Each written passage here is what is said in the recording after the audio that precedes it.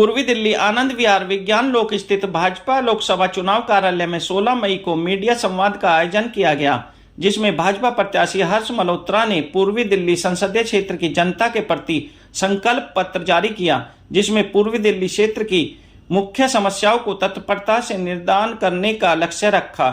इस मौके पर मुख्य रूप से लोकसभा प्रभारी डॉक्टर अनिल गुप्ता, संयोजक महेंद्र आहूजा, सह संयोजक श्रीमती लता गुप्ता, जिलाध्यक्ष संजय गोयल, विधायक ओम प्रकाश शर्मा, अनिल वाजपेयी, अभय वर्मा, मयूर विहार, जिलाध्यक्ष विजेंद्र धामा, जिला प्रवक्ता भारत गौड़, मीडिया संयोजक विनीत जैन, अतुल सिंह उपस्थित रहे।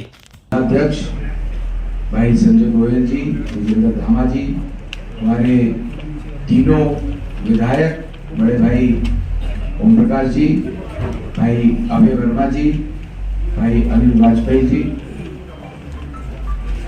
लता गुप्ता जी अभी हमारी सह संयोजक हैं, यही किसी काम में कार्यालय में हैं, और यहाँ पर उपस्थित सभी पत्रकार साथियों,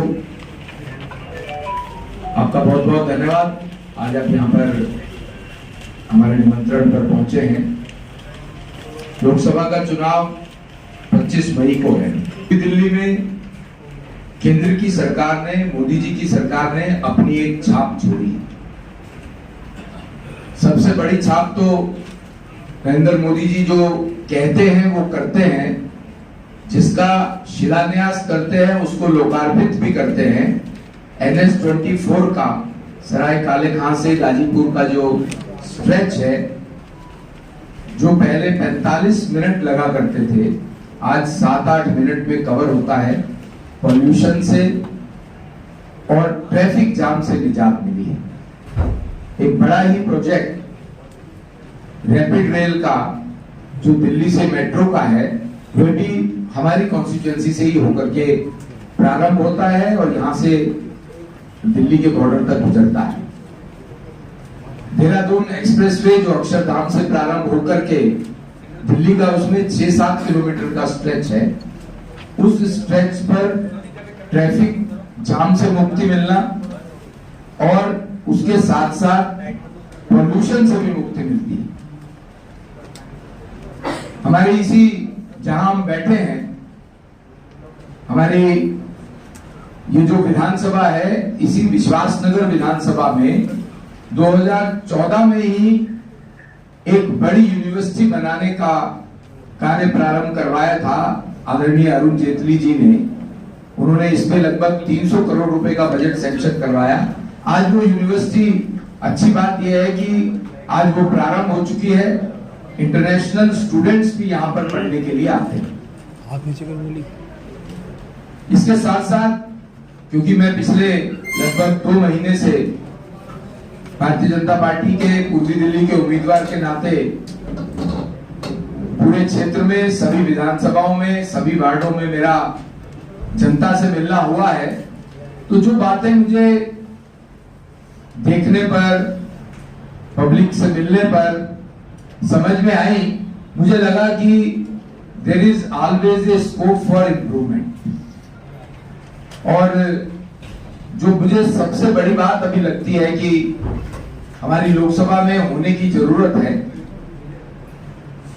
दिल्ली के अंदर जैसे गोविंदपुरी में 3018 फ्लैट झुग्गियों के स्थान पर नरेंद्र मोदी जी की सरकार ने दिए थे अभी पीछे, उसी तर्ज पर दिलशाद कॉलोनी में, शाहदरा विधानसभा में कलंदर कॉलोनी है, उसके साथ ही 3 कॉलोनीज और हैं।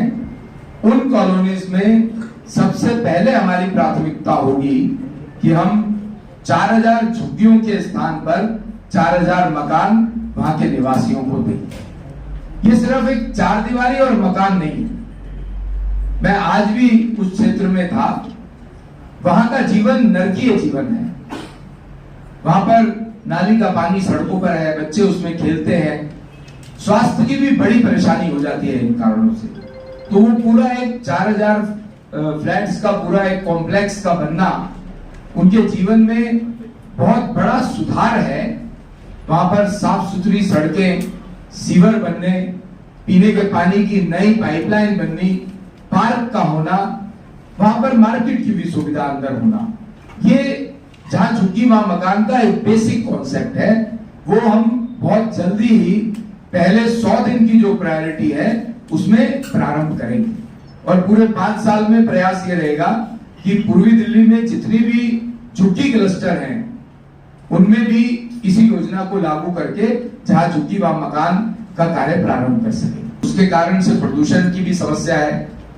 मैंने बताया गांधीनगर मार्केट के बाहर जो एलिवेटेड रोड बन रही है देहरादून एक्सप्रेसवे के लिए, उसके कारण से भी वहां पर ट्रैफिक नीचे भी स्मूथ होगा, ऊपर तो ट्रैफिक जब निकलेगा तो ट्रैफिक की जाम से भी मुक्ति मिलेगी और उसी क्षेत्र में जितने भी हमारे यहाँ पर व्यावसायिक क्षेत्र हैं, चाहे वो किशन नगर हो, गांधीनगर हो, कुछ विश्वास नगर का भी कुछ भाग ऐसा है, वहां पर एक अच्छी पार्किंग, चाहे वो मल्टी लेवल पार्किंग हो या वहां पर फ्लाईओवर के नीचे भी पार्किंग की सुविधा दी जा सकती है, उसको भी पूरा करने का प्रयास करेंगे। एक बड़ा ड्रेन नंबर 1 बोलते हैं, जो शाहदरा विधानसभा से शुरू होकर के विश्वासनगर विधानसभा और आगे वो गाजीपुर से होता हुआ वो ट्रेन जाता है, उस ट्रेन को भी हम उसके दोनों तरफ का स्वच्छता और सौंदर्यीकरण इस काम को पूरा करने का प्रयास करेंगे। इसके अलावा मेट्रो की कनेक्टिविटी हमारी पूर्वी दिल्ली में बहुत अच्छी हुई है, particularly 4th phase of the जो मेट्रो था उसके कारण से हमारी पूर्वी दिल्ली में मेट्रो बहुत अच्छे से कनेक्टिविटी हुई मोदी सरकार की योजनाओं के कारण से। वहां पर अभी थोड़ा और वसुंधरा वाली साइड पर मेट्रो जो नोएडा को कनेक्टिविटी करती है, वहां पर भी मेट्रो का प्रोविजन हम देंगे और वहां पर आवश्यकता होगी तो कुछ एलिवेटेड रोड के लिए भी हम प्रयास करेंगे। इसके साथ साथ गाजीपुर से लेकर के और आईटीओ तक का जो स्ट्रेच है, वहां पर भी जो विकास मार्ग भी अब बहुत कंजेस्टेड रहता है, वहां पर हालांकि हमारे विधायक, चाहे वो ओम प्रकाश जी हों, चाहे वो लक्ष्मी नगर के विधायक अभय वर्मा जी हों, इन लोगों ने वो जो पूरा स्ट्रेच है उस पर सौंदर्यीकरण भी अच्छा कराया है और वहां पर पार्किंग की व्यवस्था के लिए भी कोशिश की है। उस क्षेत्र में भी एक बड़ी मल्टी लेवल पार्किंग के लिए हम प्रयास करेंगे। विशेष तौर से जो पुराना सिलमपुर है वो एशिया की बिगेस्ट मार्केट है, अनिल वाजपेयी जी का क्षेत्र पड़ता है, वहां पर भी कुछ लैंड ऐसी है जहां जिसको हमने चिन्हित किया है कि उस स्थान पर मल्टी लेवल पार्किंग कर सकते हैं। जो जीटी रोड वाला एरिया है, जो वेलकम से लेकर के सिलमपुर तक का एरिया है, वहां पर भी कुछ स्थान ऐसा है जहां पर हम मल्टी लेवल पार्किंग कर सकते हैं। आज पार्किंग की जो समस्या है वो वाकई बहुत बड़ा रूप ले रही है। कड़कड़डुमा वाला क्षेत्र है, वहां पे भी मल्टी लेवल पार्किंग प्रस्तावित है। उसके साथ साथ पूर्वी दिल्ली में हालांकि केजरीवाल साहब ने तो 20 अस्पताल और 20 कॉलेजेस का वायदा किया था, 2015 से 13 से करते चले आ रहे हैं, पर उन्होंने वो सब तो कुछ नहीं किया। पर हमारी योजना में हम कड़कड़डुमा में एक बड़ी दिल्ली यूनिवर्सिटी, एक लॉ यूनिवर्सिटी भी लेकर के आ रहे हैं। लॉ यूनिवर्सिटी का लॉ कैंपस भी वहां पर जल्दी उसका कार्यक्रम प्रारंभ करेंगे। इसके साथ साथ एक हमारे सबके लिए सौभाग्य की बात है कि दिल्ली में से यमुना जी निकलती हैं और 50% यमुना जी हमारी पूर्वी दिल्ली से होकर के निकलती हैं। केजरीवाल साहब ने लगभग 2900 करोड़ रुपए केंद्र सरकार से लेने के बावजूद भी उसमें लगातार वायदे करने के बाद 2015, 2019, 2020 सब चुनावी वायदे रहे, पर यमुना जी का 2900 करोड़ रुपए केंद्र से मिलने के बाद भी उन्होंने स्वच्छता की तरफ उसमें एक तिनका भी साफ नहीं किया।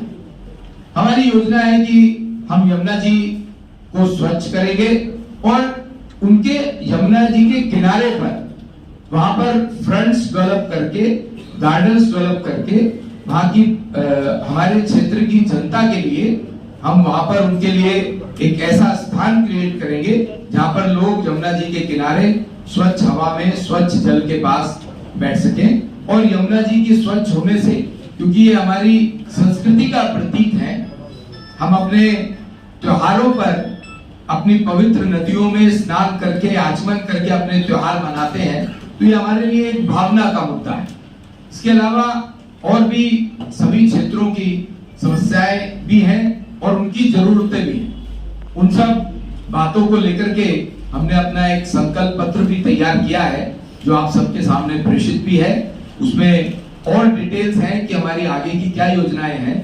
साथ साथ, क्योंकि मैंने पहले भी कहा कि there is always a scope for the development, जो हमारी आरडब्ल्यूएस एसोसिएशंस, मार्केट एसोसिएशंस और भी उनकी जो भी उनको लगेगा कि यहाँ पर इंप्रूवमेंट की जरूरत है, हम उस पर भी प्रयास करके इसको पूरा करेंगे। जिस तरह से मोदी जी ने 2014 और 2019 के संकल्प पत्र में 95% बातें पूरी की हैं, ऐसी भी और बहुत सी बातें रही जो संकल्प पत्र में नहीं भी थी, पर मोदी जी की सरकार ने जनता के लिए किया है। मैं ये भी वायदा करता हूं कि जो मोदी जी का संकल्प पत्र है उसका भी अक्षरश पालन करेंगे, और जो मैंने ये संकल्प पत्र पूर्वी दिल्ली की जनता के सामने प्रस्तुत किया है आपके माध्यम से, मेरा पूरा प्रयास रहेगा कि इसको प्रतिदिन 24 घंटे दिन रात एक करके पूर्वी दिल्ली की जनता के लिए काम करेंगे। आप सब लोग यहाँ पर उपस्थित हुए हैं, मैं आपका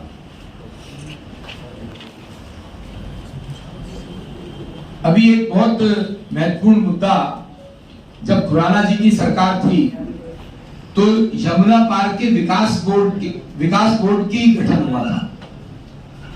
वो केजरीवाल साहब की सरकार आने के बाद डिफंक हो गया और अल्टीमेटली बंद हो गया। हम अपने दिल्ली के लेफ्टिनेंट गवर्नर साहब से बात करके प्रयास करेंगे कि यमुना पार की डेवलपमेंट के लिए, ट्रांस यमुना की डेवलपमेंट के लिए, क्योंकि अगर अलग से बोर्ड होता है तो उसके फंड्स की मुहैया कराना भी इजी हो जाता है। और यहाँ के, क्योंकि हमारे लिए राजनीति का मुद्दा नहीं है, हमारे 10 में से 7 विधायक आम आदमी पार्टी के हैं, 3 विधायक भारतीय जनता पार्टी के हैं, पार्षद कम ज्यादा हो सकते हैं। उन सबके लिए भी जो फंड्स हैं वो यमुना पार विकास बोर्ड से इजीली प्रोजेक्ट्स पास होकर के मिल पाते हैं, जिसके कारण से आपको ध्यान होगा कि खुराना जी की सरकार के समय में जब यमुना पार विकास बोर्ड का गठन हुआ था, आदरणीय बीएल शर्मा प्रेम जी भी उसमें बहुत बड़ा उनका हाथ था। उसके कारण से ही यमुना पार का विकास, जितने फ्लाईओवर्स बने थे, ये उसी की देन है। तो इसलिए यमुना पार विकास बोर्ड भी एक बड़ा काम है। हम दिल्ली के उपराज्यपाल महोदय से बात करके यमुना पार विकास बोर्ड का भी गठन करेंगे। जब तक है, अगर हमें उनके पास भी जाना पड़ेगा तो हम उनके पास भी जाने में कोई गुरेज नहीं करेंगे। बहुत बहुत धन्यवाद। चुनाव की रणनीति चालू की है। ये चुनाव, अब तक के चुनाव में बड़े लंबे समय तक प्रत्याशियों को समय मिला है, और उसका एक सबसे बड़ा लाभ ये हुआ